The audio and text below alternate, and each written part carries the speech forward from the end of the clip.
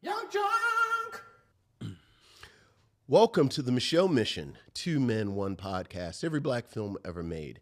My name is Vincent Williams, and I'm joined as always by my partner. Hey, holla at your boy. This is Len, a.k.a. the Bat Tribble. And here we are, deep into Octavia April. And this week we will revisit one of the iconic science fiction profiles and properties of the early aughts, Men in Black, when we circle back around to Men in Black 2, the choice of Lynn Webb. But before we get to Men in Black 2, or as it said in the advertising, it said like M2B, which wasn't confusing at all. Not at all. Lynn, how are you? I'm doing well. Vincent, how about you, my friend? Good.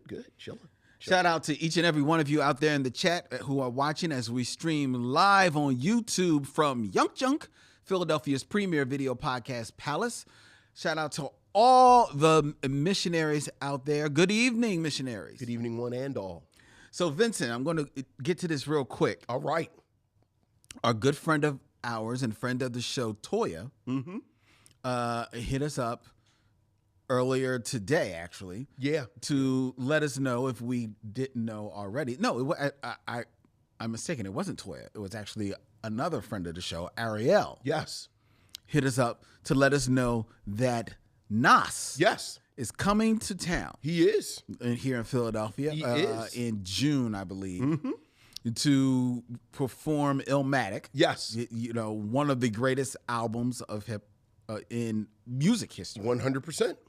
Now, I'm not sure, is this, I know he's performing the album. Yes. Is this one of those tours where he's performing it with like a band, or is he just I believe so. Okay. Yeah, I believe this, because this is a continuation. He's been doing this for like 2 or 3 years now.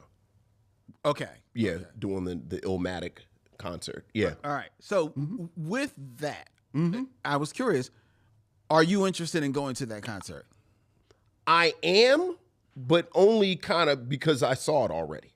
Oh, so you actually Right. I saw saw Nas in DC. Okay. With the orchestra. How at the was it? Kennedy. It was fantastic. Yeah. It was absolutely fantastic. Because I was curious about that because, I'm a Nas. I'm a fan of Nas. Sure. Not as big a fan as you, but I am a fan of his.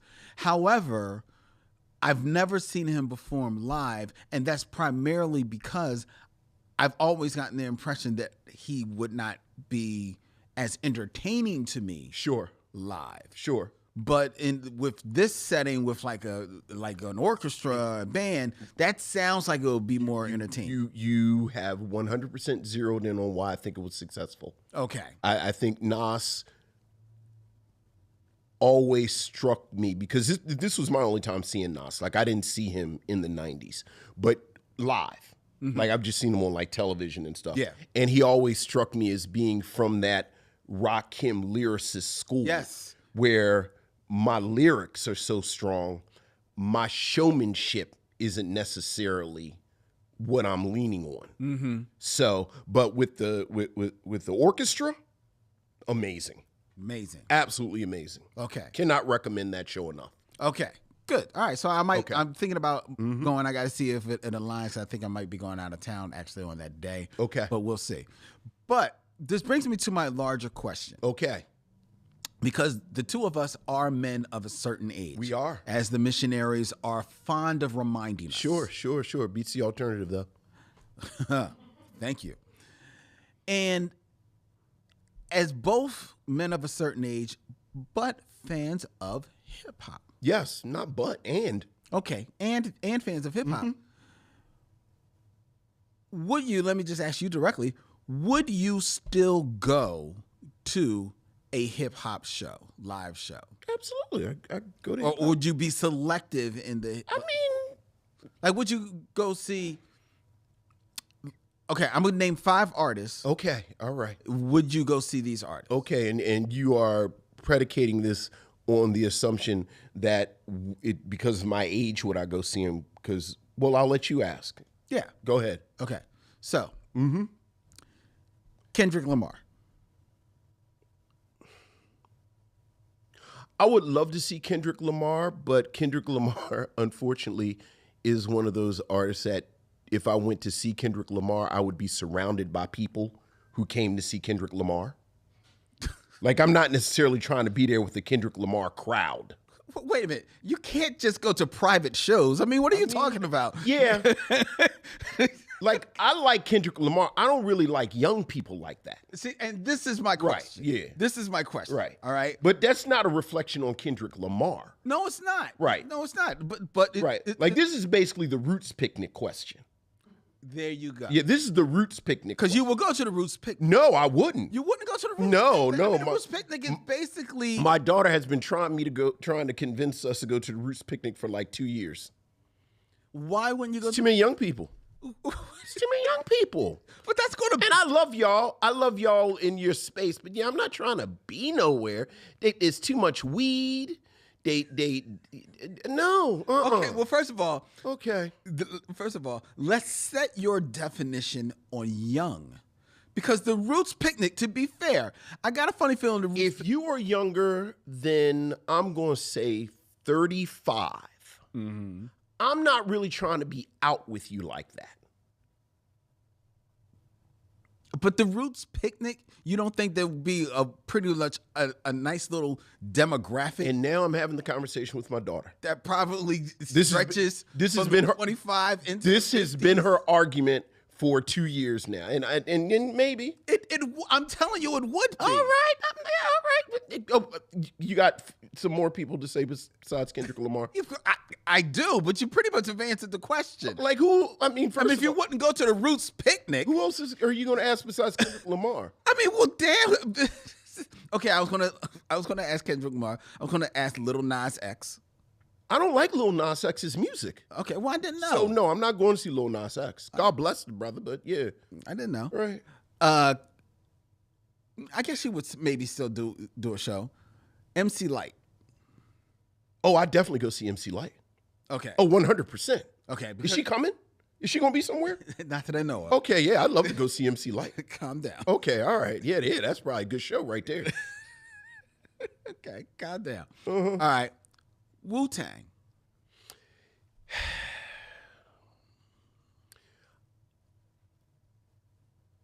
I think Old Dirty Bastard not being there would just make me sad. I've actually thought about going, because I think they're on tour, where they're talking about going on tour. Yeah, I think yeah. And I love Wu-Tang Clan enough that white frat boy energy that's going to be there, I would go regardless. But I really do, like Old Dirty Bastard not being there would make me sad. Okay. So. But Wu-Tang, there's going to be plenty of weed. Yeah, but it's Wu-Tang. So it's Wu weed. Like Wu-Tang, is fine? like I like Wu-Tang Clan more than I do Kendrick Lamar. Okay. So even okay, fair Yeah. enough. Snoop. Yeah. Truth be told, I don't like enough of Snoop's. Now, see, a better question would be if Snoop did a Doggy Style anniversary tour. Would I go see that? Like, I think that would tempt me more than just a generalized Snoop concert. Because I don't really like Snoop's catalog like that. Plus, that demographic, like Snoop is very much going to have that white frat boy energy there. And I like it's just too many variables that I don't know if I would commit to it. But like Snoop, if he did an anniversary tour of Doggy Style, might tempt me, but I suspect I might still land on no. Okay. All right. So you're saying that you would go to a hip hop show. I mean, I go to hip hop shows. When's the last hip? Who was the last hip hop? Curtis Blow. You're joking, but like it probably was Rakim and like Rakim, KRS-One, and Slick Rick had a show. Okay. Yeah. You definitely went for the 35 and up. Oh above. yeah. Like I'm gonna go see the Roots. I'm gonna go see. But you wouldn't go to their picnic. Yeah, because it's not just the Roots. Like if it was a Roots picnic with just the Roots, You know, you go and it's like little Aesop, little baby Aesop boogity boop.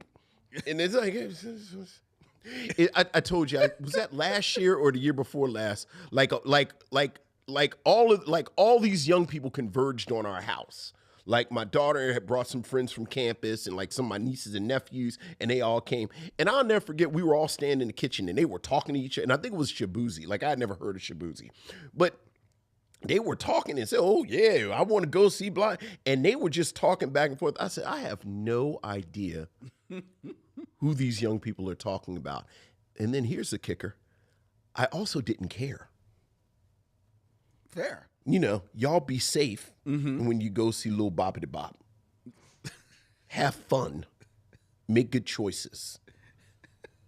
I'm going to stay here and have a little sippy sip and listen to Donald Byrd.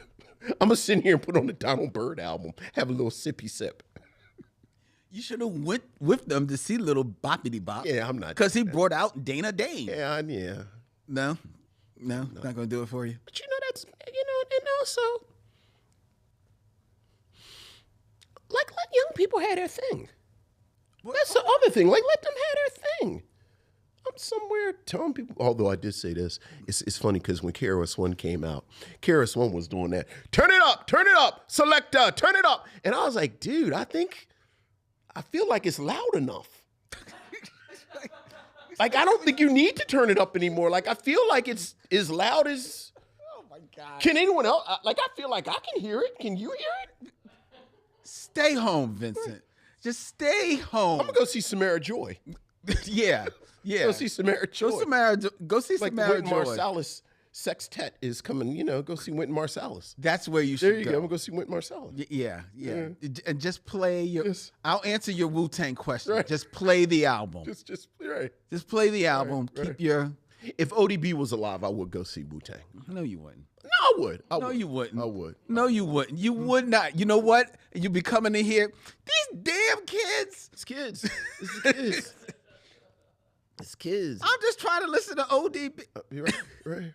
Can he do the song, please? Right. No. Anyway, that's enough from Vince. I'm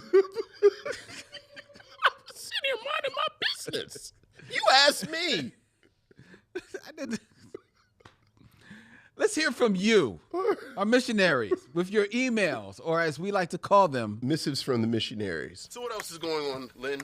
We have emails, Vincent. Ooh, missives from the missionaries. Ooh.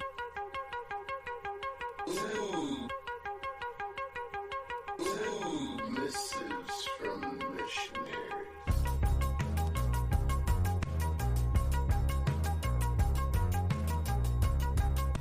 Missives from the missionaries. Vincent, we have an email from Ron Covington. Hey, what's up, Ron? Dear Len and Vince, thinking about your Octavia April celebration made me reflect on a film I thought was actually a black science fiction film, Muppets in Space. Interesting. In it, Gonzo feels like he doesn't belong with the others and that he has a home elsewhere. It turns out he's descended from some funky extraterrestrials who roll back to Earth jamming funk music. Celebration by Kool and the Gang in the movie, which I thought was a concession to make white folk feel comfortable. Yes, because Celebration by Kool and the Gang is not funk. He's finally solved the mystery of his true identity. That's a good question, because I always thought Gonzo was just like a weird-looking bird. Right, because he always is making like really uncomfortable statements and movements around chickens. Right. There's always the chickens around. Yeah, it's like, so I was figured, right, you know. Right. Ron continues, when I saw the film, I immediately got it, but others were skeptical. Mm-hmm. The film was produced by Stephanie Allain, a sister who has been in the business a long time. I had a mutual friend ask her if my notions of the film's subtext were accurate or just my own musings. My friend told me Stephanie said my take was definitely where she was coming from. This train of thought got me to wondering what you guys consider to be maybe the first black-themed sci-fi film and what you think are maybe 3 or 4 very influential black-themed science fiction movies over the past 50 or 60 years? And where do you think the genre might be headed in terms of themes in the current landscape? It's always keep passing the mic, Ron Covington. Well, Ron just presented us with like a whole show of questions. I know. The first black themed sci-fi film. Oh, that's an interesting question. I mean, we definitely have like alluded to this. I'm not saying this is the first one, but we definitely see allusions to the black experience in Planet of the Apes. Right. Certainly, I mean, we talked about Conquest of Planet of the Apes in the 70s. I'm trying to think any of those 50s movies, can you bend them and say that they're talking about race? What are the great robot movies from the 50s or 60s? Yeah, but I don't think that they really get into race because it's not about the robots being othered in any type of way. Well, but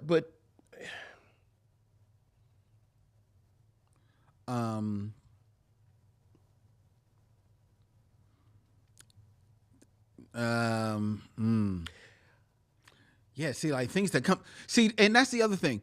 The movies in the 50s didn't play around with this theme as much as television by way of the Twilight Zone. Right. Because I'm thinking like the ones that are coming to my mind are Twilight Zone episodes. If we could pause the show for like 2 hours, I would love to watch Forbidden Planet. Because remind me Forbidden Planet. I'm pretty Forbidden Planet is just The Tempest. So it's Shakespeare's The Tempest, but it's in space. And Robbie the Robot, I believe, is the Caliban character. And Caliban lots of people have seen him as racialized. But I don't remember. Robbie the Robot is not racialized. Well, that's what, like, I remember he was just sort of it was just sort of the spectacle of a robot. Exactly. But I also don't remember, because when I think of Robbie the Robot, what I'm always thinking of is obviously Lost in Space. Like, I don't remember what he did in Forbidden Planet. I feel like I just watched that again within the last year. Couldn't make it through it, to be honest. It's not that. I mean, it's a spectacle. Like, it's kind of interesting to look at. And I think the whole idea was just that, like you just said, it was Robbie the Robot. Right. You know, robot. It wasn't so much. Like, I certainly didn't see any type of coding in it. And I can't remember. What are the big robot movies?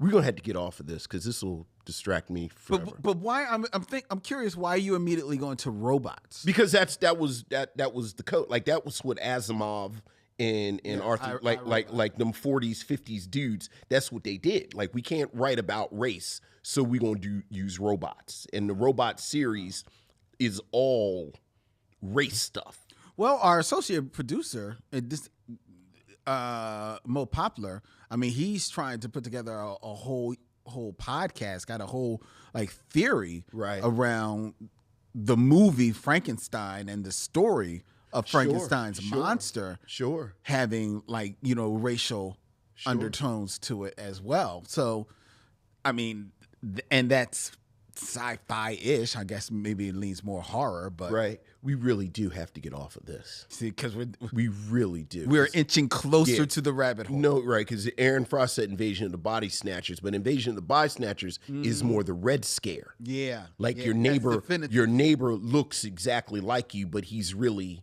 a communist in disguise. Although it wouldn't take much to say that it's a passing thing. That's a good point. Which is why we got to get off of this. That's a very good question, Ron, that I'm going to be thinking about. Because now I'm trying to figure out what the great robot movies are. Well, then you just said passing, and that made me think of what's the movie where the War of the Worlds guy comes down and he is passing as a human being for a little bit. Oh, I don't remember that in War of the Worlds.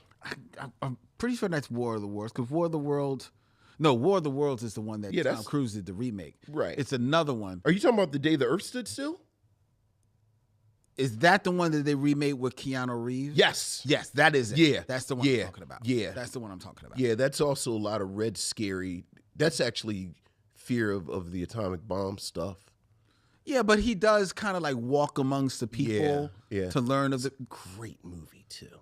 The original or the remake? The original is really good. Is like really like noir almost. Mm-hmm. Yeah. Mm-hmm. All right, but go ahead. Okay. Go ahead. Thank you, Ron. Thank you, Ron. We're not taking debate. That's right. I stay on task. We're not taking debate. But right. A lot of good questions. Yeah.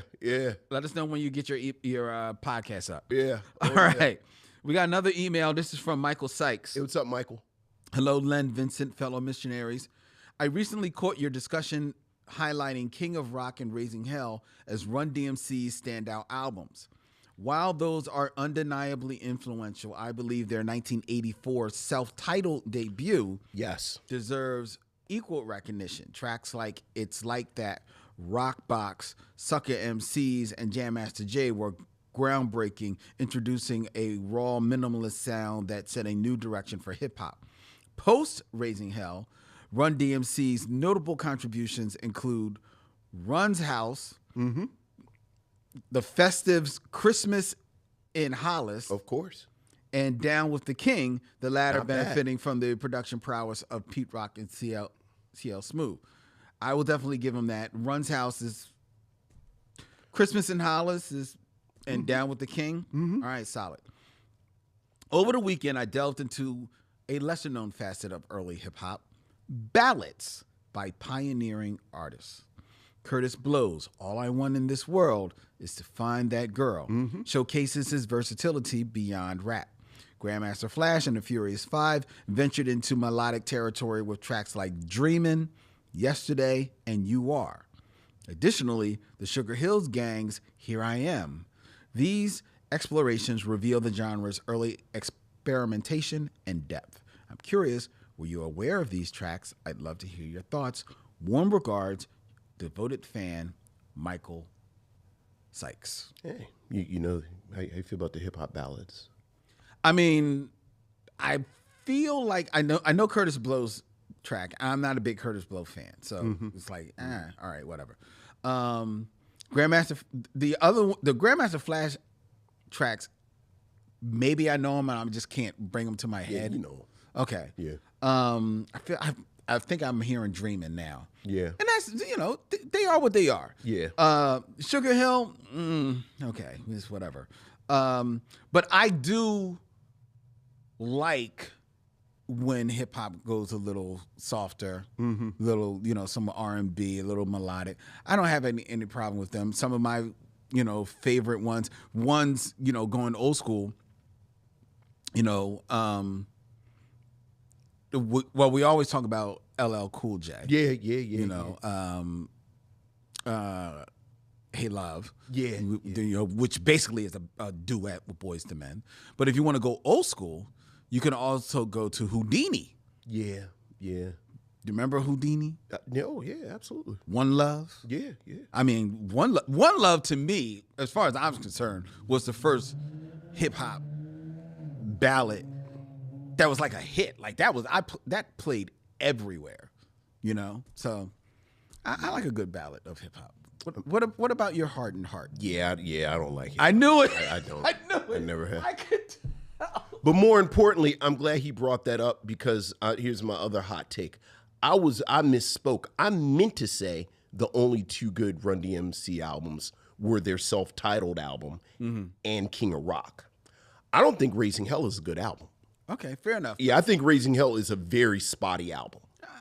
Okay. And then after that, like, Run DMC and King of Rock, and then I'm like he said, there are songs here like I got to do the buffet with Run DMC. Okay. All right. Fair. That's okay. That's your take. But you don't like hip hop ballads. I don't. At all. I don't. I don't want to hear all that from you. Why? I like Rakim. Like people in a lane. Man. I like Mahogany. I like Rakim's Mahogany. Okay. Which I contend is not really a ballad. Yeah, that's all I can do. Really? Yeah. So you don't like Hey Love by LL Cool? No. I don't like any of it. Like I didn't like I Need Love. Well, I Need Love. Like every time LL gets in that lane, and I appreciate that lane, it's a good lane. But yeah, And you didn't like One Love by Houdini? I don't really like Houdini. Okay. Yeah. That hurt me because I was a huge Houdini fan. I mean, look, you're on the right side of history. But you don't like it because you don't want them to. I just don't like it. But you said you don't want them to do it. Like you MC. Feel like you don't need MCs to do. No, I don't need the softer side of MCs. I don't. Okay. That's interesting. You know, I'll do. So how do you feel about our singers that rap? Like who? Well, that call themselves rappers. BBD, Bobby Brown. Well, they are multi-talented. They are multi. Oh, so they're multi-talented. They're multi-talented. Well, that's not. Whoa. Well, that's not fair. Right. That's not fair. Right. That's not fair. Right. It's like or No. like Most Def can do.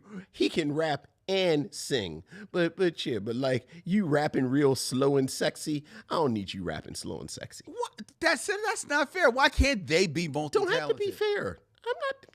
What's that have to be fair? What's that have to be fair? What about Mary J. and Method? When Method raps and Mary sings? Yes. That's But it's fine. basically a duet. Yes, that's fine. Why are we yes. So that's fine. You gonna try and make me like what I don't like? Like I said, I don't like it. I don't believe you. You don't have to believe me. See how that works?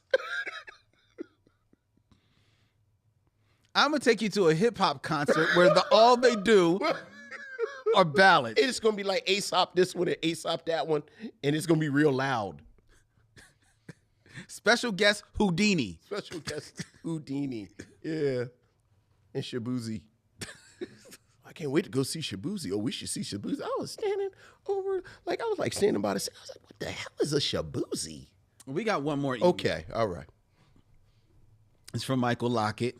My greetings, my brothers and fellow missionaries. Sweet Jesus, this was Polar Opposites Week.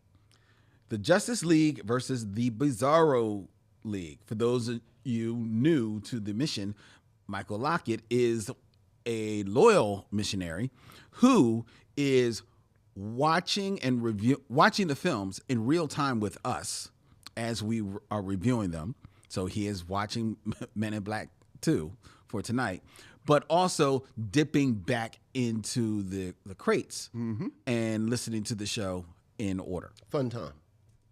So, the Justice League versus the Bizarro League. The Old Guard, our film from last week, is one of the best live action adaptations of a graphic novel ever done. When I watched it when it came out, I kept thinking this film is blacker than people know. My rewatch confirmed it. The lens is black. My only hope is that something vital to the look and feel of this initial flick feeling is not lost with the new director for part 2. I don't think so, but we shall see. I have faith. I do too. Yeah. Because even though Gina Prince Bythewood is not directing it, she is producing on this. And I got a funny feeling she's going to keep a hand in there. Yeah. At the opposite end of the spectrum, Michael continues, my time travels dropped me right smack dab in front of steel. I am a very selective consumer of DC Comics properties. Batman, of course. John Stewart, the Green Lantern. Wally West, the Flash. Ever so often, Wonder Woman, primarily when she is pimp-smacking Superman. I was intrigued with the Steel character coming to life. When I found out it was going to be Shaquille O'Neal, I was like, oh, hell, DC, come on now. You know better. Do better. Yeah. They just don't seem to try unless it's animated. I really can't find anything good about the flick, and it pains me because I like Shaq. He could have easily, in my opinion, had a career like The Rock. Is that what you think, Michael? Interesting. Okay.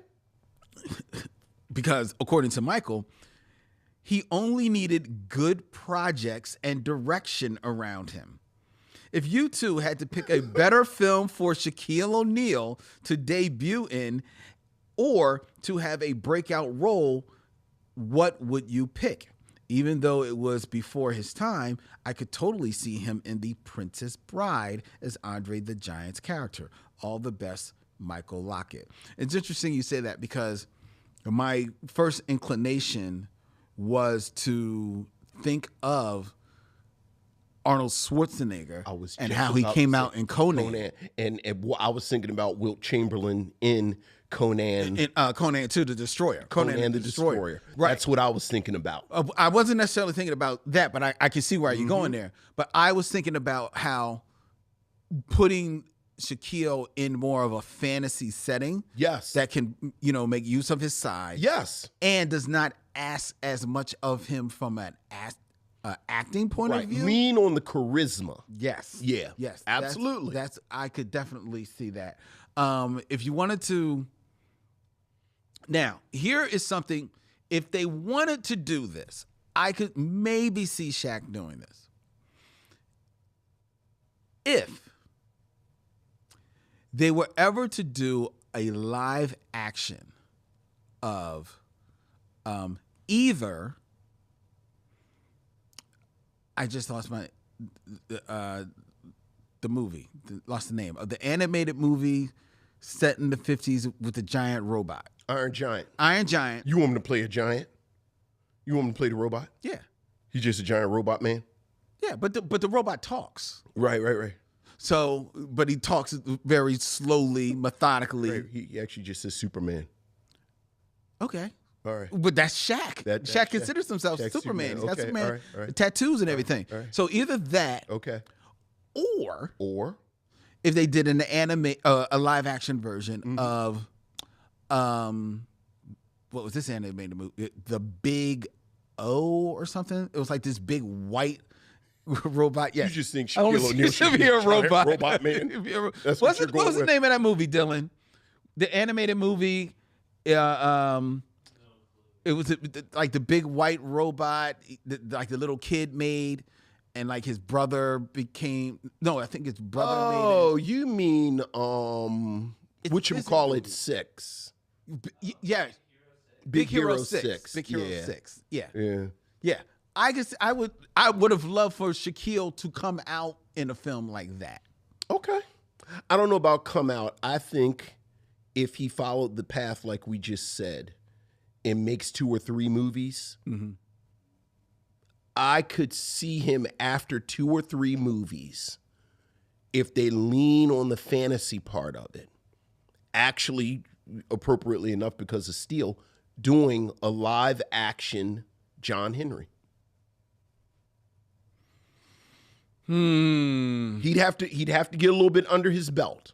Yeah. Like if you got him to Rock level, I think he could do John Henry. Yeah. Like it's gonna have to be like 3 or 4 scenes with him and a love interest and him kind of being resolute, like I can beat this machine. But then the rest of it is just physicality and charisma. Maybe. I don't know. I don't say. It's a worthy experiment. It's a worthy experiment. Suffice to say, to be honest, casting him in Steel was not a bad idea. It was a terrible idea. I 100% disagree with you. No, let me put it this way. I think the idea of casting him in Steel is not a bad idea. I don't think he was ready. I don't think he was ready for it. I think his ass is too big to be Dr. John Henry Irons. Okay. All right. You cannot get past him being 7 feet tall. That's true. Like, he cannot play a regular dude in any form or fashion. Well, The Rock plays regular. When's the last time The Rock played a regular dude? He always special. Down. He was Special Agent Cock Diesel in that. Bounty Hunter Man. The what was it? The Tooth Fairy?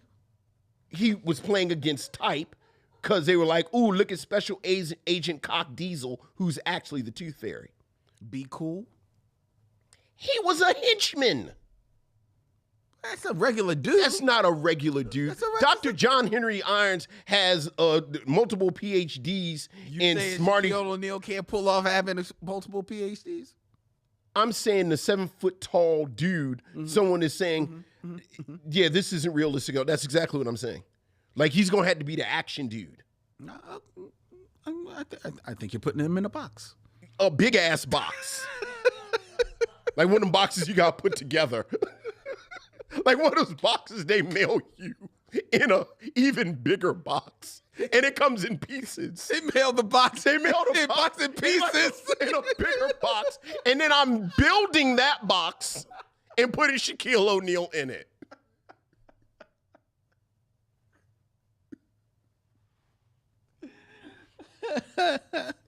And then he had a secret identity. Like, we're not going to talk. Like, he had a secret identity, which is preposterous. Who is this mysterious 7 foot tall black man with a mask on? Who could it be? Oh, hi, Dr. Irons. Yeah. I had some stomach problems and had to go to the bathroom. That's why I was not here when Steele was here. In Mayberry. Right. Who is this mysterious 7 foot tall black man?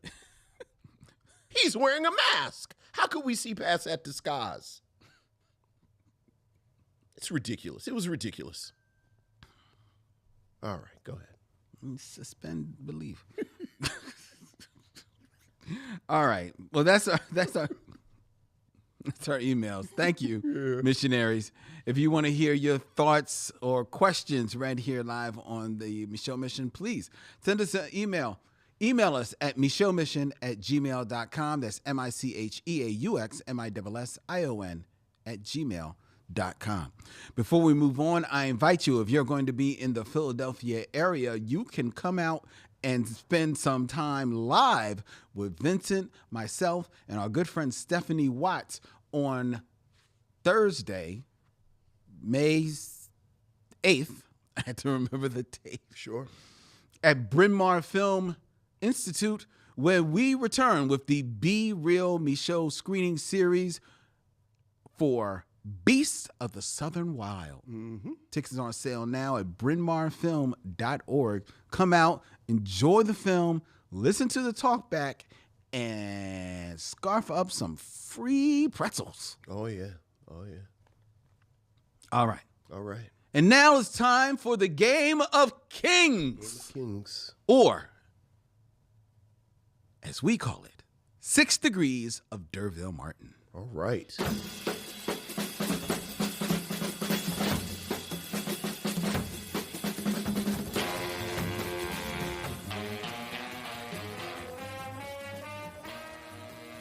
Six Degrees of D'Urville Martin, Vincent, where you have 6 films or less to connect the actors that I give you to that man who definitely could fill out Steele's costume. He could. D'Urville Martin. D'Urville Martin. That's right. D'Urville Martin is Steele. That works. All right, keeping it in theme, we're going to be reviewing tonight Men in Black 2. We are. Starring one Tommy Lee Jones, Lara Flynn Boyle, as well as Will Smith. Yes. So, Vincent, I present to you 2 other acting Smiths. Oh, some Smiths. All right. So, in 6 films or less, connect D'Urville Martin to Matt Smith. Oh, we've done Matt Smith before, I think. Because I remember he's in Morbius. And I didn't see Morbius, but I know he's in Morbius. So...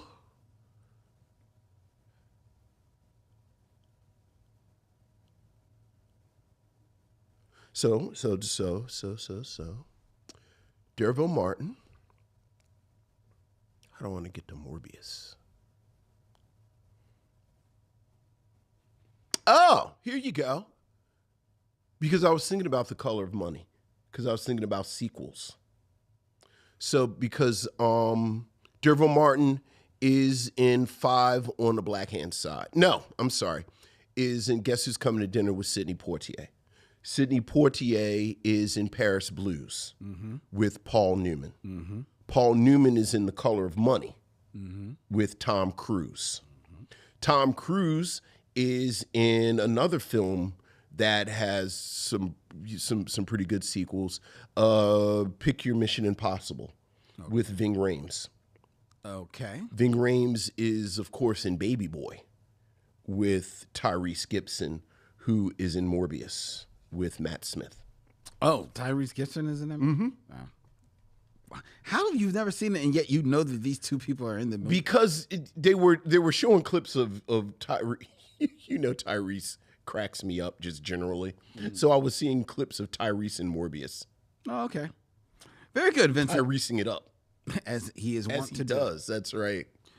Very good. All right. All right. Now, Okay. knowing that one would probably be a layup for you, Okay. All right. I've got a good one for you now. Okay. You're going to have to stretch your mental.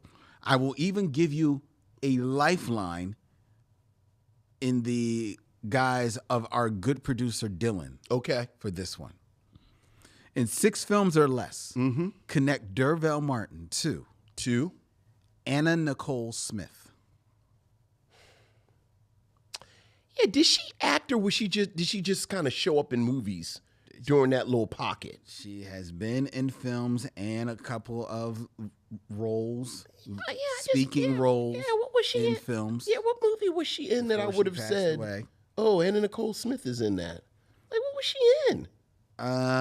Let me think of one that I think it's going to be. Okay. Well, she had her first starring role in 1995 Oh, Lord. in To the Limit. Yeah, I can safely say I've never seen To the Limit. You've never seen To the Limit? Anna Nicole Smith's Why, Vincent, star vehicle. this film is a sequel to Da Vinci's War. Is it real? It is. And she's a star? She's the star. I don't even know what Da Vinci's War is, but I'm now intrigued by a film that got a sequel. Is she in Da Vinci's War? No. So, but she stars in the sequel? It says that she's not the star. No, she is the star. So who's the star? She is listed as the star. So who's the star of Da Vinci's War? Now I'm just intrigued by Da Vinci's War. That's a good question. That's a good question. You just pull these names out of hat. No. The star of Da Vinci's War is well, I'm seeing these names, but I want to go to the IMDb and make sure that it's who is the actual like a top cast. Michael Nouri. Oh, Michael Nouri. I know that name. Mm-hmm. You got a picture of Michael Nouri? I do. Is he in the sequel with her? Yes. Let me see Michael Nouri. That first face. Oh, that's a great face, but I don't know what else. What else is she in? Da Vinci's War. You don't know her from I don't. To the Limit? Which is apparently the sequel. It's the sequel to Da Vinci's War, Vincent. Yeah. Where you been? Yeah, was she in something I would have seen? I thought you would have seen To the Limit. The sequel to Da Vinci's War. Well, I missed Da Vinci's War. And so there were so many references to the, like I saw the ad for To the Limit. I said, "Oh, To the Limit with Anna Nicole Smith." I should go. Oh, it's a sequel to a film I haven't seen, so I'll skip that. I'll wait for 20 years when it's streaming. Right. Watch them both together. Okay. She made her theatrical film debut 1 year earlier. Okay. In a film that you may have seen. And that is? The Hudsucker Proxy. Oh, the Hudsucker Proxy, because that's with Tim Robbins. That is indeed with Tim Robbins. She's in the Hudsucker Proxy? Is she really? Doing what? Acting. Come on, stop. What is she doing? You're so ignorant. You are so ignorant. You want to keep people in a lane and a half, though. She was acting. She plays Jaja. well, there you go. And actually, it's Zaza. Zaza, sure. So Tim Robbins. He certainly used Tim Robbins. I mean, look, Deborah Martin,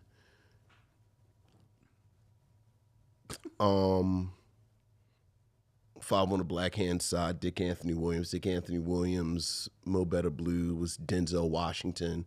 Denzel Washington's in Glory with Morgan Freeman. Morgan Freeman's in The Shawshank Redemption with Tim Robbins, who stars in The Hudsucker Proxy, and apparently Nicole Smith is in it. There you go. Well done. I mean, okay, sure. Would you like to hear the other films in her filmography? Yeah, sure. Okay, so she made her... I actually don't want to hear all of them. Just tell me the interesting ones. I am. Okay. Of course. So she made her feature film debut in The Hudsucker Proxy. She followed that up with an award-winning performance in Naked Gun 33 and a Third, The Final Insult. What award did she win? She won the worst new star at the 15th Golden Raspberry Awards. Now, see, that would have been a good one because I would have used something that you gave me. Because you go from Sidney Poitier to Denise Nichols in either Let's Do It Again or A Piece of the Action. And then Denise Nichols is apparently in Capricorn 1 with O.J. Simpson, who is in this. Okay. We also could have did Leslie Nielsen because we talked about Leslie Nielsen. Well, I knew here. I was thinking about Leslie Nielsen with a change of face. Yeah. With Raymond St. Jacques. So you could have went Godfrey Cambridge in Five on the Black Hand Side to Cotton Comes to Harlem with Raymond St. Jacques to Leslie Nielsen to her. Right. Yeah, you should have did Naked Gun. Well, knowing Leslie Nielsen would have been, I think, a little bit of a layup. Yeah. She also, we talked about To the Limit, which is the sequel to the Da Vinci. Her final feature film was in a film that I think you may have seen. It was another sequel, Be Cool, the sequel to Get Shorty. Who does she play in Be Cool? She actually plays herself. I was about to say, I mean, that was her deal. She was kind of, almost a quasi reality star celebrity. Look, are you saying that the majority of this filmography says her playing herself? Yes. Yeah. But there were times when she was given lines and she did them well. Wasn't there a documentary about her that was pretty good? Because all jokes aside, I think she was a sad. Was there a good documentary or was there a documentary? A good documentary. Like, I thought there was something about I don't know whether or not there was a good documentary because Yeah. I've never watched the documentary on her. Yeah. But on her filmography, there are about 4 documentaries about her. Yeah, I think it's one in the past 5 or 6 years that was actually pretty good. Well, those aren't here. Okay. All right. But all right, sure. And Nicole Smith. There you go. Sure. All right, well done, Vincent. Yeah, look. You got there. I'm mad you didn't do Naked Gun so we could talk about O.J. Simpson. We're fine. All right. We're fine. Well, there you go. You always talk about us not going into rabbit holes. And I know. And you always just be peeking I your know. head. They're all around. They're all around. Jesus, man. All around. All right. All right, here we go. Let's get into our review of Men in Black 2.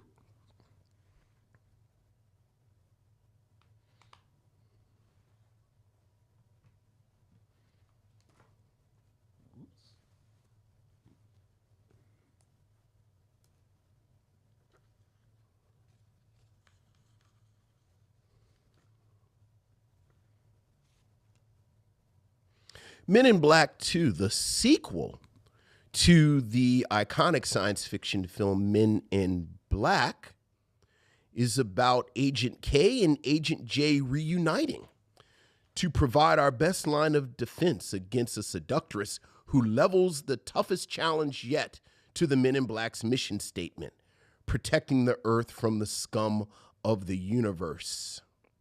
Directed once again by Barry Sonnenfeld, who directed the first film, written by Robert Gordon and Barry Fanaro, Men in Black stars Laura Finn Boyle, Johnny Knoxville, Rosario Dawson, and of course, Tommy Lee Jones and Will Smith.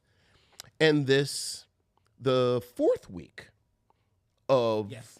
No, it's the third week. The third week of Octavia April, and this was the choice of Lynn Webb. Lynn, what do you have to say about Men to Black? Well, I'm going to start in talking about this by going back to a documentary that I watched this weekend. Okay. I watched this documentary that's available called Number One on the Call Sheet. Yes, which is an interview. It's two separate documentaries. Number One on the Call Sheet, Black Men in Hollywood.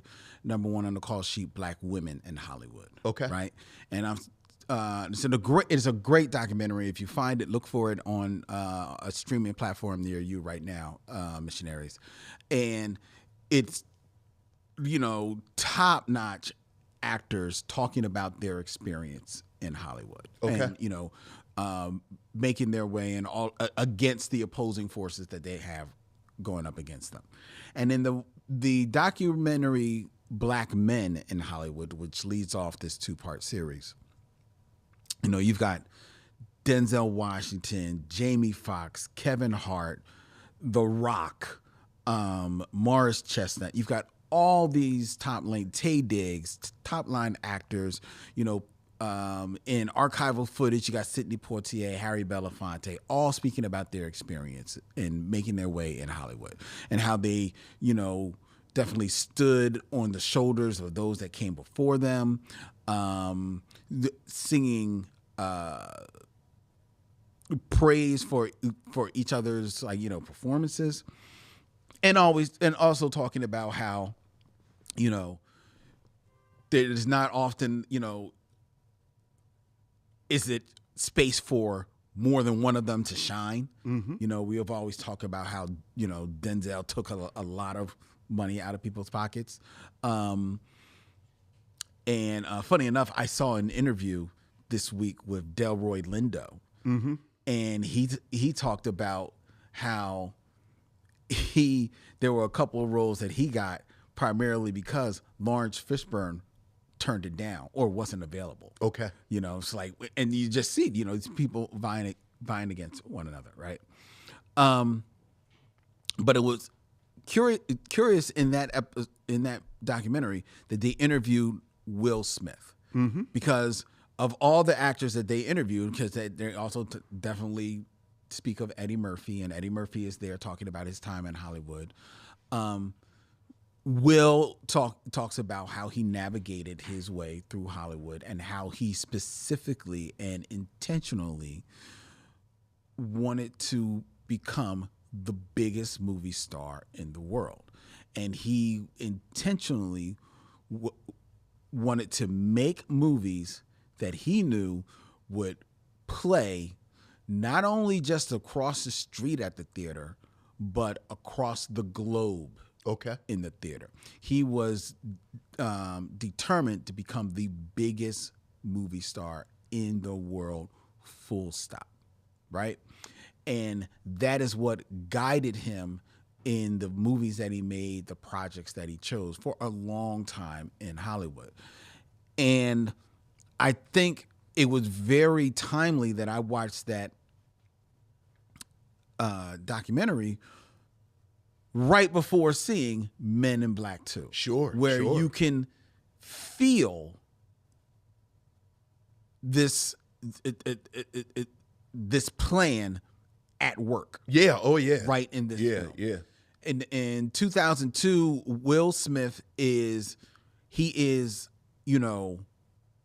becoming one of the biggest stars in Hollywood. He's decidedly on his way. At that moment, he probably maybe it's reaching his apex at that moment, and it's starting to kind of like maybe start looking, start that Oscar search that he fell into for a while. And Men in Black was a huge hit for him, the mm-hmm. first film, but he was decidedly number 2 on the call sheet, Right. as it were, in that film to Tommy Lee Jones. But it was a huge hit, and it was a what they call a 4-quadrant film. It could play everywhere. It could play in the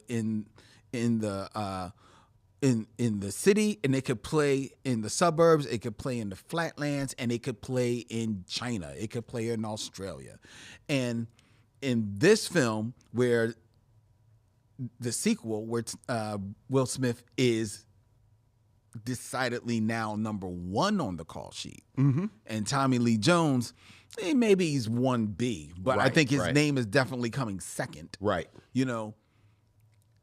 Will has positioned himself smartly to be the man in this movie, and you could see it just beaming off of him. Like, okay, I'm in full control. I know who I am.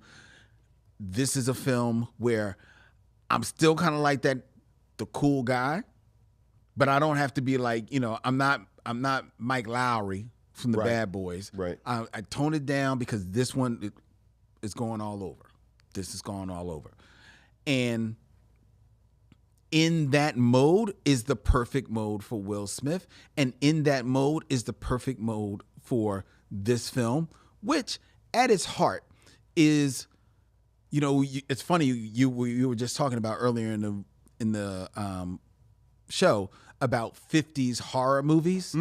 This is basically a 50s horror movie, sure, but with 2002's effects and some of the cultural references put on top of that. The story of this movie, the plot, such as it is that sometime back in the late 50s, 60s, these aliens... No, 1978. Oh, as they say it. That's right. That's important. That's right. Yeah. That's right. In 1978, aliens come to Earth. They're doing battle or something, and leave something on Earth, right? And an alien comes looking for it, and Earth, the Men in Black say, "No, it's not here. We sent it away. That's gone." And they leave. Well, lo and behold, the Men in Black were lying, and Man in Black was lying, and it was still here on Earth. And now the alien has come back in the form of this tentacled plant thing that takes on the image of Lara Flynn Boyle. As one does. As one does when they see a picture of Lara Flynn Boyle as a model in a magazine. Then, through machinations, they discover that the person who had the secret of what was left here on Earth was Agent K, Tommy Lee Jones' character, who, at the end of the first Men in Black, was neuralized to forget that he was ever in Men in Black and just live his life as a postal worker. So now they have to deneuralize him so that they can get the secret of what was left here on Earth and in time so that it can return to space at this time to stave off some nuclear holocaust that is coming here to Earth. If that sounds convoluted or complicated, it's not, and it's very flimsy, and it's perfectly flimsy because it's just enough plot to hang a hat on so that Agent J, Will Smith's partner, can get rid of his bumbling partner in the beginning of the film, perfectly played by Patrick Warburton. Yeah. Can reunite with Agent K, and they can go off and do daring deeds in the film before they end off in big battle against Lara Flynn Boyle and her many tentacled vixen. That's it. In between, Rosario Dawson shows up as a love interest. in this film. Maybe. A little bit. Rosario Dawson still kind of a little young in her career at this moment. So not given a lot to do. Definitely basically the damsel in distress. She's very pretty. And that's what she's asked to do. This is 2002, so it is now the time of, there's a mixture of practical effects and some 2002 computer effects. Yeah. That, for 2002, they're not bad. You know, there's nothing crazy sophisticated like we have now, but they're not bad. I couldn't find in there, but I have the feeling if this movie wasn't released in 3D, it almost had like the feeling that it was trying to be 3D. Sure, but that might be that 50s aesthetic that you were which is what I was about. thinking, because there's a lot of times where the things are coming out of shooting at you. Yeah. You know, and I was like, and this definitely was around that time when films started, you know, like the 3D was starting to make a reemergence. But I didn't see anything that said that this was released in 3D. So I don't know. But even still, like you said, the aesthetic was still there, the effect was still there, and with the computer graphics of it even in 2D, it still was stunning. You know, not stunning, but it still played. Sure. You know, it landed, right? And the movie, it's a sci-fi action comedy, and it is funny. And I'm not going to say to me as I was watching it, and to be honest, while I knew, you know, like pretty much every Will Smith movie, I've seen them all at least up to a certain point, and seen them all in theaters, and found myself enjoying most of them. Sure. But there was a part of me that was thinking, like, I haven't seen this movie in a long time. Does it hold up? Sure, of course. Dated. Am I still going to find this funny? Of course. I still found a lot of it funny. Did I necessarily find Will funny? Not so much, but that's because, you know, sometimes a little Will in this lane can be a little grating sometimes. But he was fine. He was fine. The worms who are returning characters in this film, they had me cracking up. There's a bit where Will has to bring Rosario Dawson to them to hide her out because Rosario Dawson was a witness to these aliens coming to Earth. So he has to hide Rosario Dawson with the worms, and they see her and it's like, oh, hey, pretty lady. Like, once you go worm, that's what you'll yearn. I was like, yo, that was funny. I cracked up. I rewinded. And then there was another joke. He says something about, like, you know, they're on suspension because they stole from the duty-free shop. And then one dude slides like a carton of Marlboros off the bar. He's like, we were framed. I was like, I laughed. So I thought, I found. It's kind of like how Craig got fired for stealing boxes on his day off, and they said he didn't. But if you look in the background, you see all the boxes. You actually see the boxes. Right. So it's like, that was funny. Johnny Knoxville is in this movie.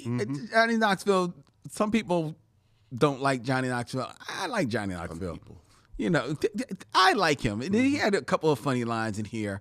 Lara Flynn Boyle, we talked about Anna Nicole Smith winning an award. Lara Flynn Boyle won a Razzie Award as well for this film for her acting performance. And I have to be honest, as someone who's never been a big fan of Lara Flynn Boyle, and most of my experience with her is off of the practice. Sure.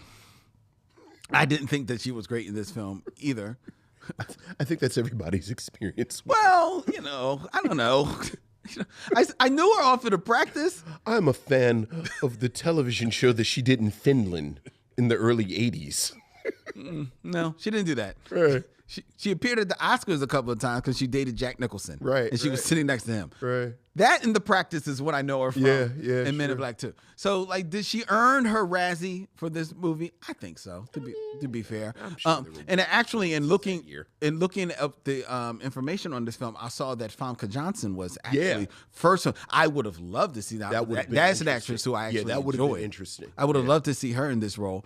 And also learning more about this film, Linda Fiorentino from the first film was actually set to return, but depending on what you believe, the producers didn't want her, or Tommy Lee Jones didn't want her back, and thus she is basically written off as been deneuralized or so, or neuralized. But at the end of the day, this movie filled with cameos. You got Biz Markie. This is also features, and it closes out for the mission the filmography of Michael Jackson. Yeah, because this is his final film role before his. Right, because this is after Moonwalker. Yeah. So this is his final moon role before he passes away in 2009. I guess technically, what would have been his final film role was the concert footage. Yeah, but that's a documentary. That's documentary. Yeah. So, and Michael, I remember it played big in the theater when it comes up. It's a solid bit. It works, so that works. I also was taken in that when I watched this movie, and this is, missionaries will appreciate this. I think you will too. Watching this movie, again, this is the type of movie that Eddie Murphy was trying to do with The Adventures of Pluto Nash. 100%. 100%. Of Pluto Nash, this is what he was trying to do. And you should see the documentary I just mentioned, number one on Call Sheet, because Eddie Murphy talks about Pluto Nash in that documentary. But he talks about because they paid him so much. Oh no, he actually talks about the film. He talks about the film. Interesting. Yeah, you should see it. I'm leave that for you. All right. So at the end of the day, I was surprised by how much I still enjoyed Men in Black 2. Okay. But it's curious. I was talking to our good friend Michael Dennis of Real Black earlier today, and he was asking what we were going to be reviewing, and I said that we were going to be reviewing Men in Black 2, and his immediate response to that was, is that a black movie? Yeah. And that's a question that we have to answer. But before we do, I want to hear your thoughts on Men in Black 2. I think it's fine. I think the operative words that I had in my notes were cruise control. Like, I think all... Not Speed 2. No. I think all of the pieces... Like Dylan appreciated that. You have a different script writer. But, I don't know if... Like, I thought the script in Men in Black was good. But I don't think the script was the real standout in Men in Black. Like, I think Barry Sonnenfeld's direction is solid from Men in Black to Men in Black 2. I don't think Tommy Lee Jones... nor Will Smith are doing anything extraordinary. Like, neither one of them are stretching. Not at all. But at the same time, you get the sense that they are present. So cruise control.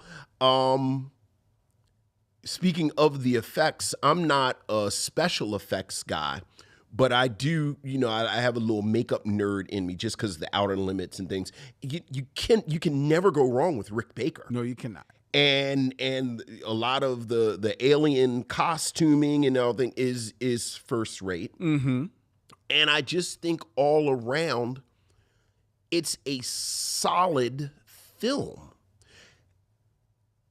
And I mentioned The Color of Money, which is the sequel to The Hustler. Yeah. Because I was thinking about the fact, like, what are the really successful sequels, like the sequels that we talk about, that we say, I am glad that they continued the story from the first film. and I don't think The Color of Money is as good as The Hustler, obviously. But I like it. Like, it's Paul Newman. It's a young Tom Cruise. I think it works. Obviously, we talk about Godfather 2. We talk about Aliens. We talk about Terminator 2. We talk about Blade 2. And I was waiting for you to name your big one. What's the big one? Empire Strikes Back. Empire Strikes Back, which I think you can actually count as a sequel. And I think what all of these films, or the vast majority of them, have in common is that they're different films. Yeah. Like, they almost change genres in some of these films to I mean, because even Godfather 2, like, for everyone, you can watch Godfather 1, Godfather 2 together. Godfather 2 is a whole different vibe. It is. Than Godfather 1 because of the Robert De Niro section. And I think Men in Black 2 is as good as a sequel could be for a story that they didn't mess with it at all. As you mentioned, it is, even Kay who leaves the stage at the end of Men in Black. So you have like 25 minutes before Tommy Lee Jones comes back into the film. And the film, like, in my mind, that was the part of the film that lagged a little bit. Like, I think Will Smith is doing fine by himself. But there really is, what made Men in Black work was this energy between the two of them, between Tommy Lee Jones and Will Smith. Yeah. I think the story of the Men in Black, I think just as a plot, worked so well in the original one because we had never seen anything like this, like just this story. And you're not really adding to this story. It's really just another case for the Men in Black. The real star of, or the real standout for Men in Black for me, and we've kind of talked about this when we talked about Pluto Nash, appropriately enough, is this wonderful tone that Barry Sonnenfeld has with this Sonnenfeld with this kind of tongue-in-cheek, kind of post-50s aesthetic and 50s feel that, I think about something like Mars Attacks, which kind of had this, but was a little bit more mean-spirited. Yeah. You have that vibe, but we had it already. So nothing is really new. Not really. It really is just the toys that they get to play with, with the special effects. The dog and the worms, I thought were a little too, they were always a little too cutesy for me, but then I also understand I'm not necessarily the target audience. Exactly. Like, I think the target audience, as you talked about, like, they like the worms, they like the pug that talks, so you bring them out again. I didn't like any of that jackass period stuff at all. Like, for me, Johnny Knoxville is very much, it was like fingernails on a chalkboard. But I also understand it's 2002. And you kind of stick him in there over as his side character, and it's fine. You said Laura Flynn Boyle got a Razzie. I don't think she was bad enough. Like, she wasn't just, like, she really was part of the tableau. Like, everybody just sort of did their thing. Yeah, but in fairness, they didn't give her anything really to do. Right. Like, I don't understand what she got the Razzie for. Like they, they put her in lingerie for longer than I thought they should have. Yeah. But it was like, well, I guess. At the top of the movie. Right. I was Hello, like, kids. Right. It was like, well, I mean, I guess at some point she'll put some pants on. But I guess, look, I'm Laura Flynn Boyle. I get to be in the sequel to Men in Black. They told me to stand around in my underwear. This is what I have to do. And she did it. So, she did it fine. And she put some pants on. And then she was the bad guy. But it was very solid. We can talk about whether it's a black movie or not. I thought in my, like for me, the best gag is that moment between Will Smith and Biz Markie. Like, that's always been my favorite. And frankly, it's the only moment I remember, because like you, I'm sure I saw it when it came out. Maybe I've seen it since then, but there's nothing about Men in Black 2 that made me want to circle back around. No. Like if I'm in a mood for Men in Black, I'm going to watch Men in Black, which I think is a great film. And then this is a sequel to a great film that isn't bad enough to kind of be interesting. Yeah. Like something like Jaws 2 is fascinating to me because it's so terrible. Or I'm trying to think of like a terrible sequel where it's like, wow, I can't even believe it. Or like Godfather 3, which is like fascinating to me. But it's fine. It's an hour and a half. It is. Which I thought was striking. Well, like it was only an hour and a half. But a lot of that is because they had to do so much reshoots and rejiggering of the end of the film, because the end of the film originally had the Twin Towers in it.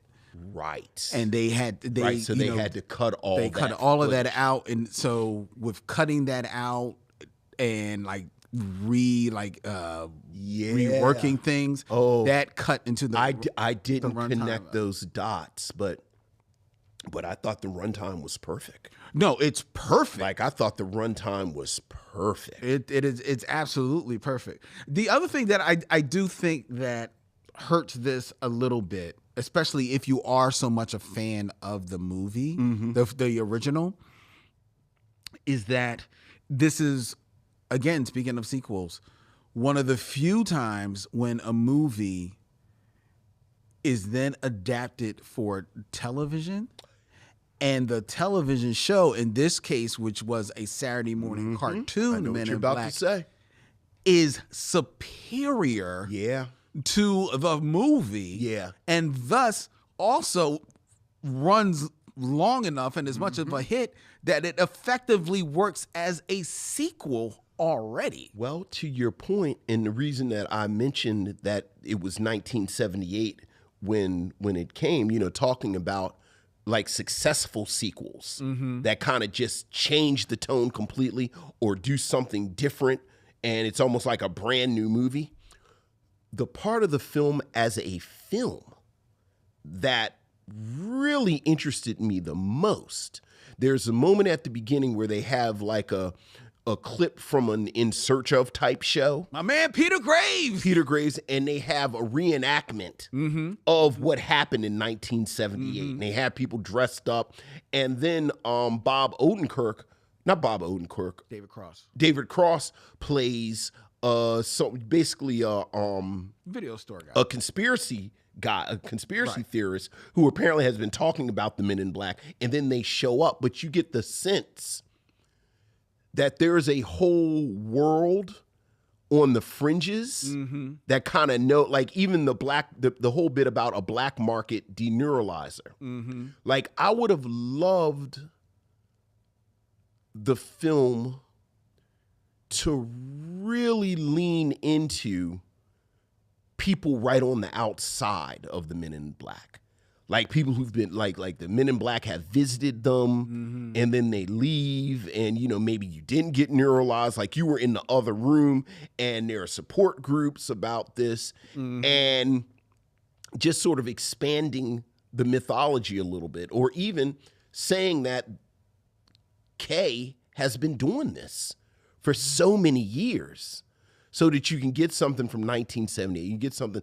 And I know they kind of sort of do it in Men in Black 3 and even Men in Black International, but those are bad films. Yes, they are. Like I wanted them to do it in because when like the team is still together and the team is still kind of right.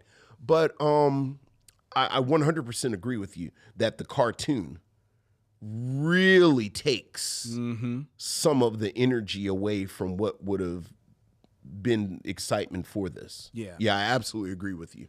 Now, in regards to the question of whether or not this is a black film, this is, we talked about this, and there's an ongoing conversation on the mission about there are some films, and more specifically, some actors' filmography where that question does come up. Just because you are number one on the call sheet, does that inherently make your film now a black film? We more or less have landed on yes. Yes. You know, because could Will Smith have been taken out of this role, especially in Men in Black 2? Right. Maybe not so much Men in Black I was 1. about to say Men in Black, I think he's amazingly racialized. Right. Like I've actually talked about that moment. Like that moment when he says the difference between me and you is I make this look good is quintessential. Like black people, like when you talk about black dandyism and black dress and the black prep style and how that, like, that's like a clear example of that. Yes. But as you said, in Men in Black 2, he's the standard bearer. Yeah. Like, you know, before Tommy Lee Jones shows up, he's the authority figure. Right. He's, you know, I'm still going to land on it is.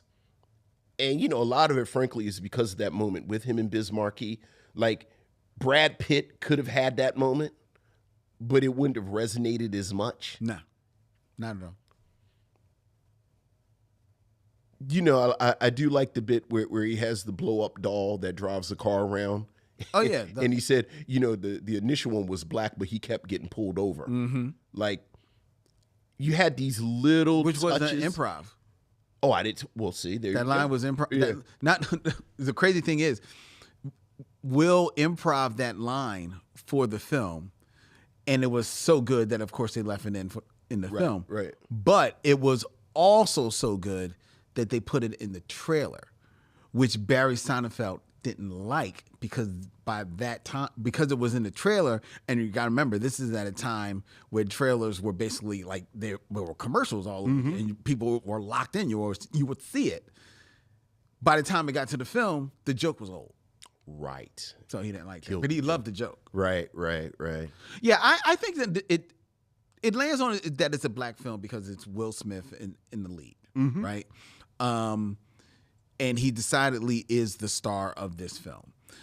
Could he have been replaced in this role by name white actor of the day? Right, Tom Cruise or Brad Pitt. Kevin Bacon, whoever.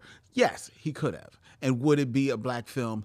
No, it would not. But it ain't them. It ain't them. It's Will Smith. It is. And Will Smith executing his plan. Let's put it out there. He's executing a plan where, you know, on his dartboard at home is Tom Cruise. That's who he's gunning for. Oh, yeah. So this is the type of movie and the type of role and, more to the point, the performance that he has to, you know, lock himself into to reach his objective. But still, this is a black movie. Yes. Now, my question to you, because I really am, you know, we've done sequels before, but this is one of the few sequels that we've done. My question is, for a sequel is always, do you think this film justifies its existence?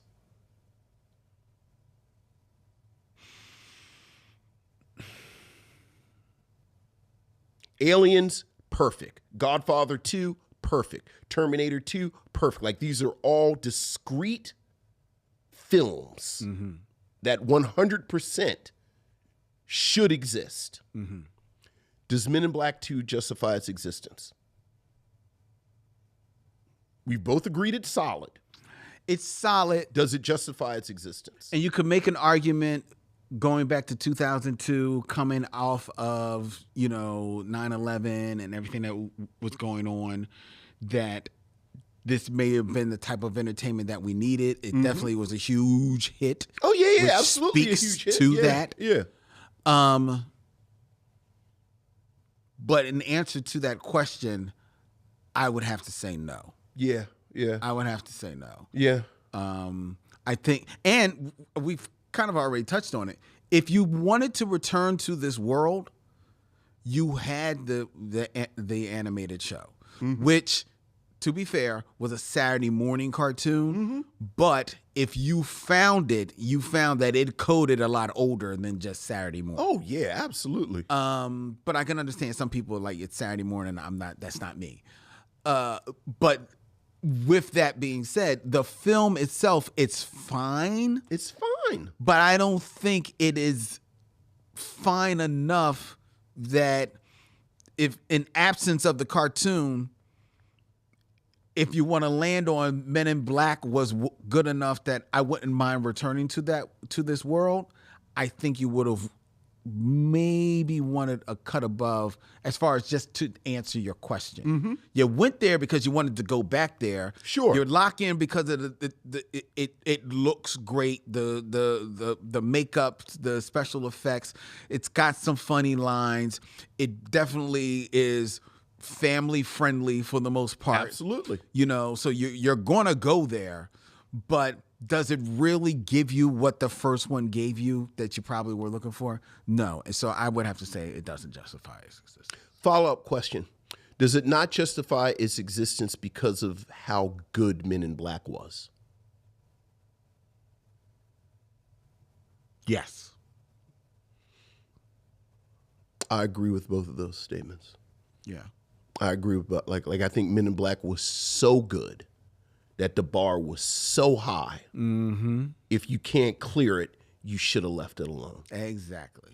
If it was a more average film, then sure, go back to it. But I think Men in Black is actually a really special film. Like I think the alchemy of Men in Black is something, per our conversation about Pluto Nash even. Like I think people have tried to repeat it. I mean, hell, Barry Sonnenfeld and Will Smith tried to repeat it in the Wild Wild West, which, while I don't think it's as bad as everyone has always said it was, it obviously isn't as good as Men in Black. I'd have rather they left it alone. Right, but I'd rather they left it alone. I am going to push back on you a little bit, if I heard you correctly, in that I think Men in Black was an excellent film. Yeah, oh yeah. And I think it created a world that, if you were a fan of it, I certainly was, I wouldn't have mind returning to. Why I look forward and love the animated cartoon. Mm-hmm. And I wouldn't have been, even still wouldn't have mind returning to it in a feature film. If you don't make a film as good as Men in Black, okay, you don't make a film as good as Men in Black. But I think you should at least have an idea. The idea or the story of the movie should be something that should be as good, Look, I don't think this story is not good at all. Look, the story in Men in Black is almost the same thing. Like, it's all a MacGuffin to just sort of set up this narrative to introduce you to this world. Like, to me, Men in Black, the pop is in the newness. Mm-hmm. And you can only have novelty once. Right, which means you have to either build on it or come at it from a different angle. So, but what I'm saying is that if you either build on it, and an argument can be made that they did build on it because they had more special effects and tried to play, maybe even lean into the tone, maybe even a little bit more, right, in this film, or come at it from. But I think, to your point, then the story should maybe.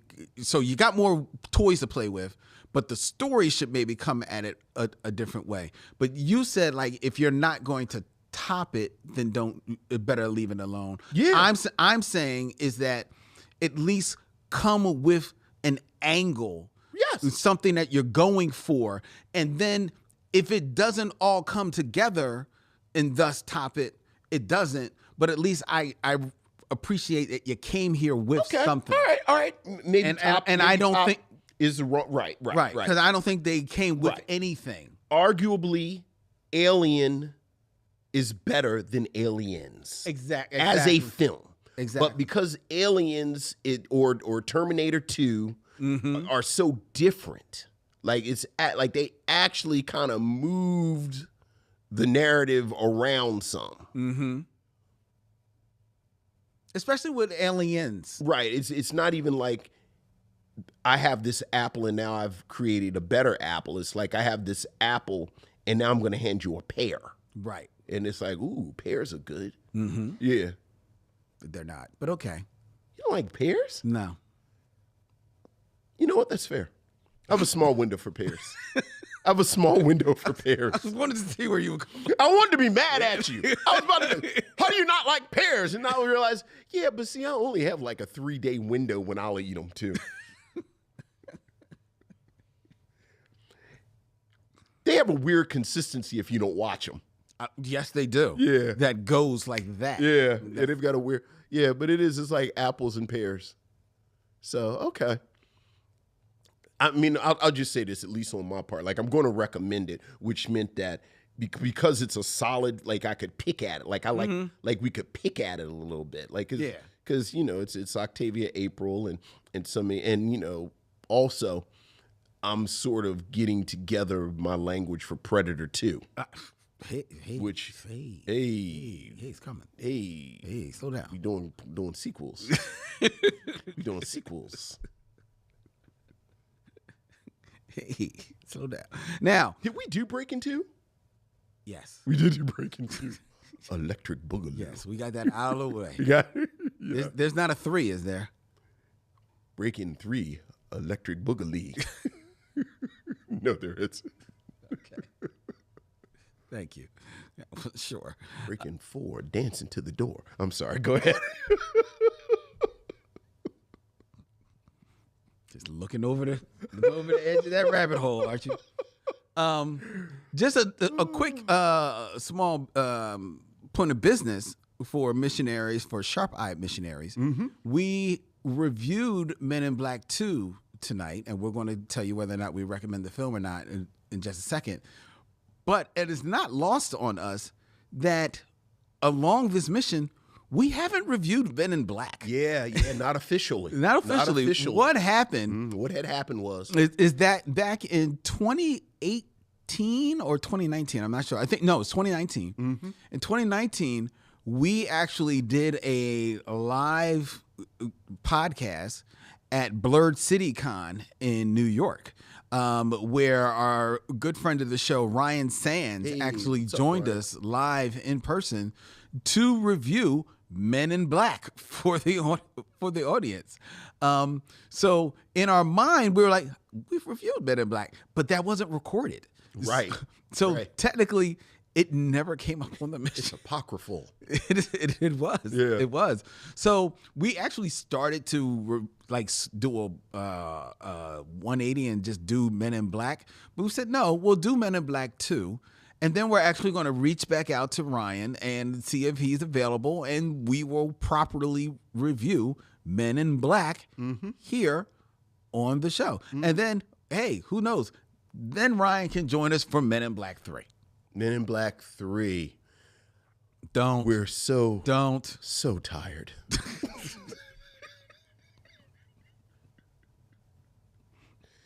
It's like, God damn, Tommy Lee Jones looks old. Will Smith looks old. That's why they brought in Josh Brolin. Everybody just look right. Tommy Lee Jones was so old. He said, "Yeah, I'm." Y'all got me for 5 minutes. Y'all got me for 25 minutes. He's like, speaking of sequels, he's like Charlton Heston in Beneath the Planet of the Apes. I'm going to show up the first 15 minutes, and I'm going to show up the last 15 minutes, and then I'm going to be in my trailer. No. He's going to say, y'all can put a green screen in my garage. Men in Black 3 were so tired.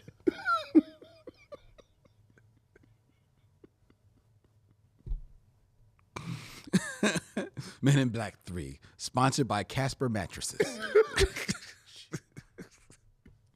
Men in Black 3. You paying me how much money?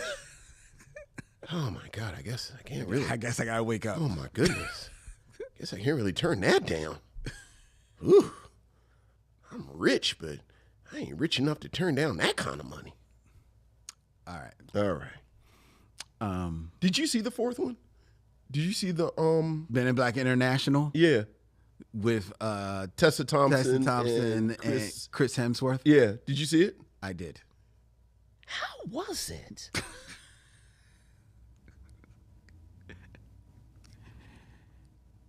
It's not a black film. Was there any connective? Because I guess Rip Torn had died already. Rip Torn had passed away. They didn't bring any of the puppets back or nothing. I don't remember them being in there. I don't remember. The worms may have shown up. It's a dude. I was eating my pretzel bites. Trust me, it was not my decision to go see this film. It was not my decision. Yeah. At that time in my life, it looked dire. It was. Tessa Thompson doesn't talk about this. Like this doesn't. Tessa Thompson is in the #1 on the call sheet. Black women. She doesn't. And this is one of the films where she probably is close to #1. She doesn't mention. She doesn't mention it at all. At all. Yeah. So, but you said that you would recommend. I would. Look, it's solid. Yeah. It's solid. It's solid.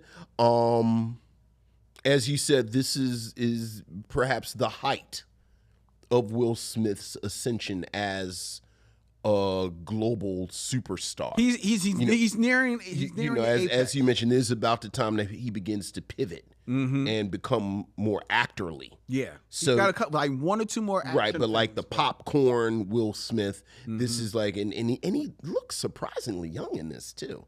Yeah, he does. Like I was like, oh my God, he looks it's like a kid. Yeah. So you know, Tommy Lee Jones and Will Smith, I thought their chemistry continues. Tonally, I thought the tone is still solid. I love the Rick Baker effects. Like I'm a Rick Baker guy. It's an hour and a half, so it's zippy. You know, in and out, nobody gets hurt. Yeah, I'd recommend it. Yeah. I mean, obviously watch Men in Black first. Yes. And then, but yeah. I recommend it too. I would recommend it as well. It's fun. It's solid. It's family friendly. If you haven't shown it to your kids, this is a perfect movie. If you haven't shown it to your kids, you want to, like kind of like relive your, childhood or your teens. Throw this on. There's enough in here that they may enjoy too. I watch it with my 9-year-old, and you said he enjoyed it. Yeah, because it is fun. It is fun, most definitely. And then go find Men in Black the animated series. At least if you can find the first season. I wonder if that's streaming. Oh, that's a good question. You keep talking. I'll look. It's 2 of us. Yeah, go find that because that is worth watching, especially the first season. All right. Now, before we tell you again the movie that we're going to be reviewing next week on the Micheaux Mission, I invite you to share all of your thoughts and concerns with us by email at micheauxmission@gmail.com. That's MICHEAUX MISSION@gmail.com. All 4 seasons are on Tubi. Everything's on Tubi. The world is on Tubi.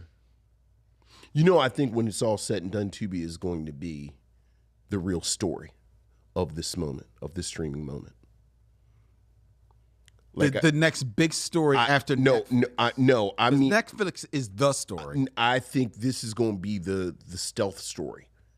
Like I think Netflix and all of the big marquee streaming services kind of suck all the air out, but I think there's something really going on Tubi. Okay. Like I think Tubi is. I know you watch a lot of Tubi. It is remarkably useful for something just like this. Okay. So you're gonna go home and watch it? At some point. I'm in the middle of like 3 or 4 10,000 things. I've got 10,000 things going on. You do. Yeah. You do. Right. All right. You can find the Micheaux Mission on the social media of your choice. You can find us on Instagram. You can find us on Facebook. And you can like and subscribe to us on YouTube at Micheaux Mission, where you can subscribe, hit the bell, be notified of when we put up our videos, when we put up our shorts. There's a big popular one about Vince talking about Morris Day and Bruno Mars. Go check it out. And when we be notified of when we go live right here from Young Chunk, Philadelphia's premier video podcast palace. If you want to book yourself in one of the many studios that they have here at Young Junk, they're actually building new studios as we speak, then you want to get in touch with our Dylan at youngjunk.com. That's DYLAN at youngjunk.com. The Micheaux Mission is also available as an audio podcast on the podcaster of your choice, whether it be Apple Podcasts or Spotify. You can find the Micheaux Mission right there, which is a proud member of The Podglomerate, thepodglomerate.com. They make podcasts work, such as ours, which will be returning next week here at Young Junk for our review of Vincent's selection. You've heard him he's been talking about it actually all month. So we're going to be reviewing Predator 2. Predator 2. Starring, of course, Danny Glover. Yeah. Next week here on the Micheaux Mission. Until then, he's Vincent, I'm Len, and in parting we say, we'll see you when it's time to meet again.